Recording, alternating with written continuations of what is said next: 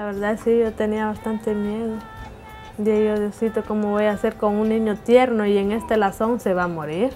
Porque es tan helado y lo peor que no le dan ni cobijas bastante a uno. Dije yo, se va a morir, ¿para qué es eso? O yo, ¿cómo voy a estar yo acostada aquí si es prohibido? Porque yo no podía estar con dieta como es cuando uno sale de tener un niño. No podía, la verdad sí, yo estaba bien preocupada.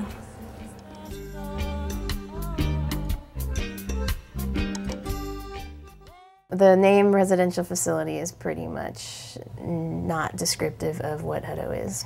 It's a jail. And when it first opened, it had barbed wire around the whole area.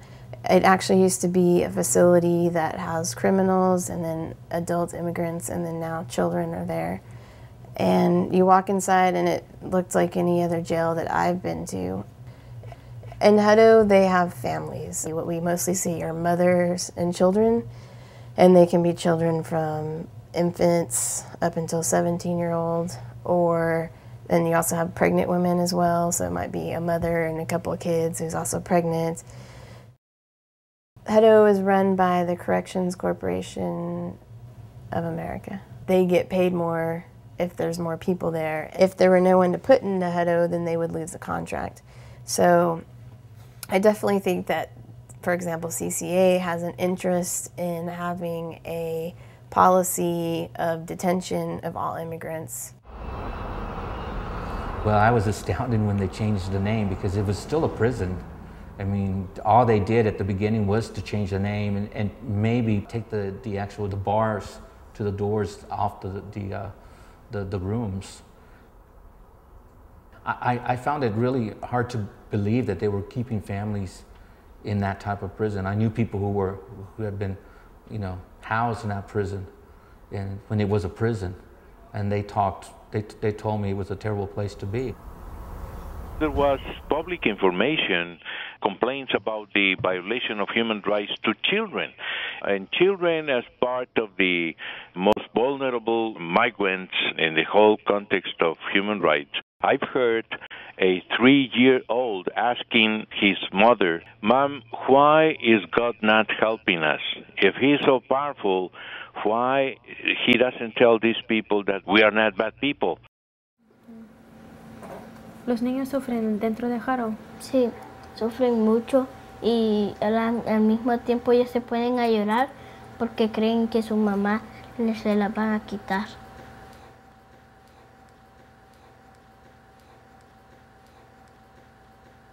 Importantly, we ended a pernicious practice called catch and release at the border, in which we used to release large numbers of non-Mexicans into the community. We have reversed and ended that practice at the border.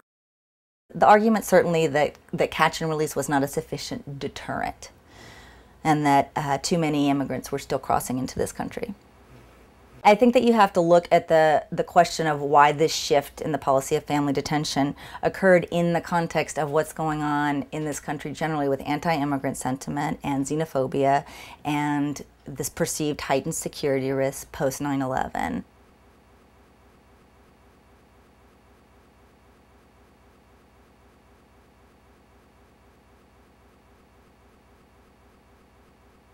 It's a family facility where they're being detained. This barbed wire that you see out here is for the safety of those that we have housed inside of the facility. We have to protect them because English is not their first language, it's their second language. And so we have to make sure that they're secure and they're safe.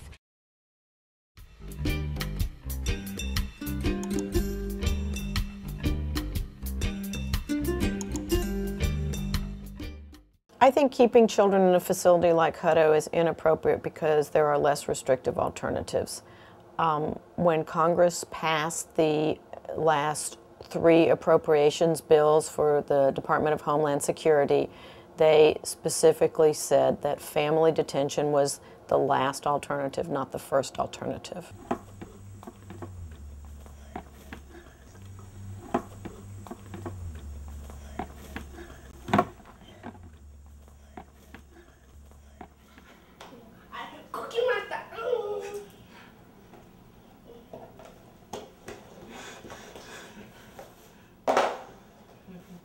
It's not the same. House is a house, a place that you're free to go, you're free to sleep, you're free to eat whatever you like it.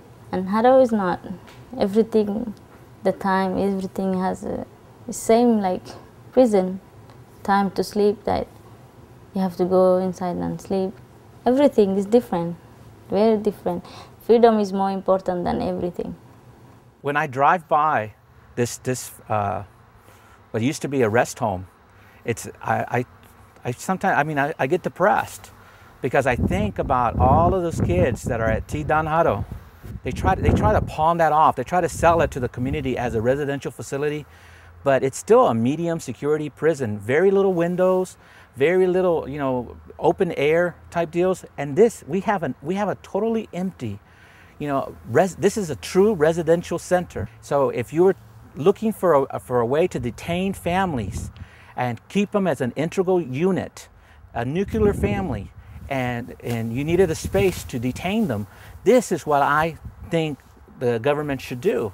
Not basically try to retrofit a prison and create a living environment for children. That is just not it.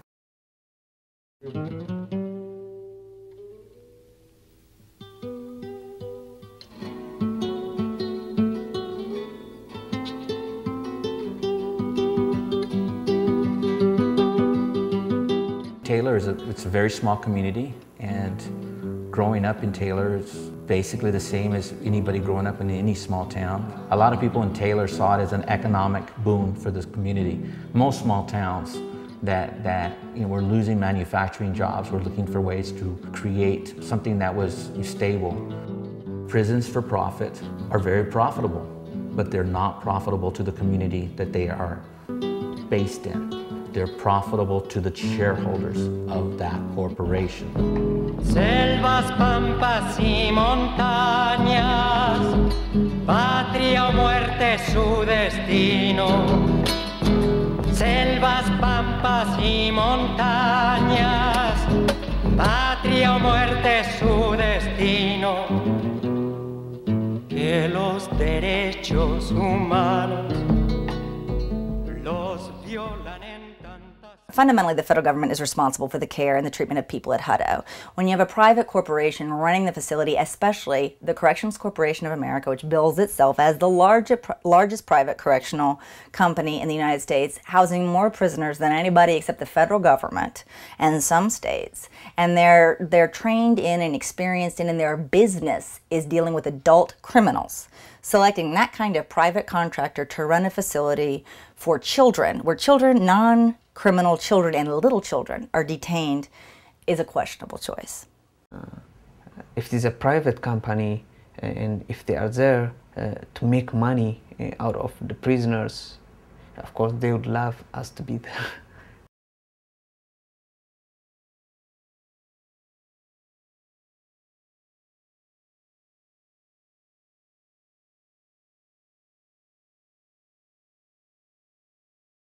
Pues entonces como nosotros sentíamos frío, ¿verdad? Pues vine yo y le dije al señor que la estaba cuidando, fíjese que no tenemos cobija. Entonces vino él y me dijo, no, pues ya voy a ir a revisar la gaveta, no es posible que tenga cobija. Entonces yo me volví a ir para el cuarto y cerré la puerta. Entonces yo le dije a la niña, a ella, la grande, quédate aquí cuidando y si viene dile que estoy en el baño.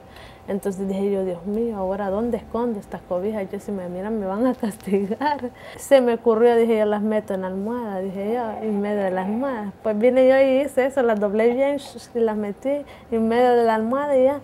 Pues ya vino el señor y entonces vine yo, pero sí tenía un poco de nervios. Dije, si la haya me vas a ver qué me van a hacer, dije yo. Pero Dios sabe que yo lo hago porque yo aguanto frío. Yo no puedo estar aguantando frío con las hipotas, dije yo. When you're in Hutto, you feel like a prison, you're a criminal, that you do something bad. That's why people are after you, or they put you these clothes. Some guards, they treat you like you're a prison.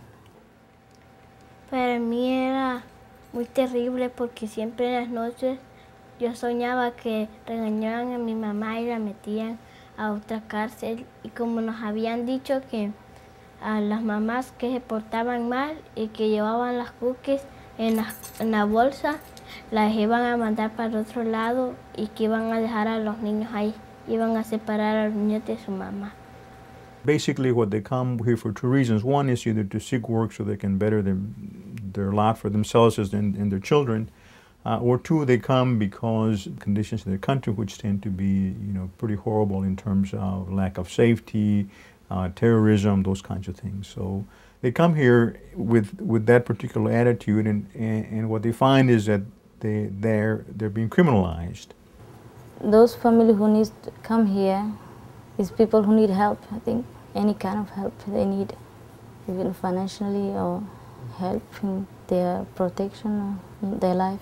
It's not crime if you run away from your country and looking for peace, place to live, and you come in a country. I don't feel it's a crime, and I don't feel they are criminal. Everybody needs help.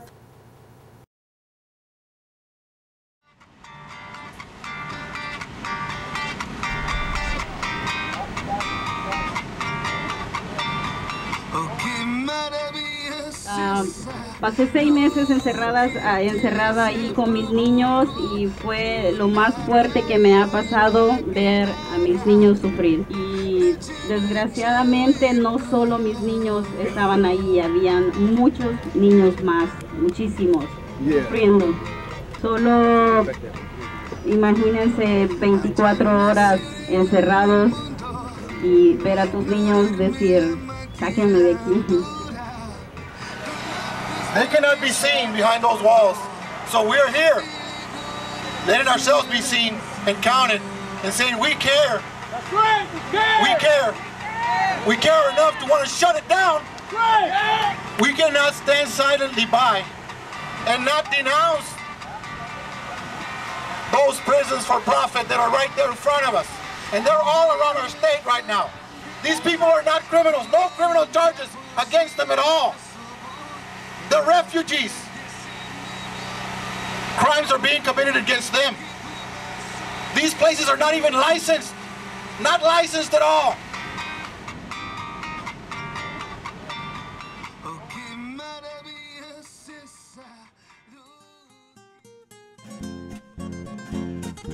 Well, many things have changed. What I tell people is when I went to Hutto last September, I was absolutely shocked. I had never seen anything like it. And while I'm still very opposed to the detention of children in any facility like Hutto, I think the conditions have changed significantly. I know that the public activism and the outcry and the attention that was focused on that facility made a big difference, I think, in bringing the government to the table and helping us get the resolution that we got on the litigation. So I think, when people doubt the importance of picking up a sign and going out in the rain, if it weren't for that advocacy and activism, the ACLU might not have even known, like so many people or organizations, what was going on there. But it was partly as a result of just the community and activist attention that really shone the spotlight. Close Hutto now! Close Hutto now! Close Hutto now! Close Hutto now! Close Hutto now! I think the most important thing that someone that would want to get involved in the advocacy to end family detention is to put pressure on Congress. Congress has the power to legislate about this, and Congress could say, as they've said before, that family detention is the last, not the first alternative. One thing that I have heard since the settlement has been, hopefully the vigils have stopped. They've won.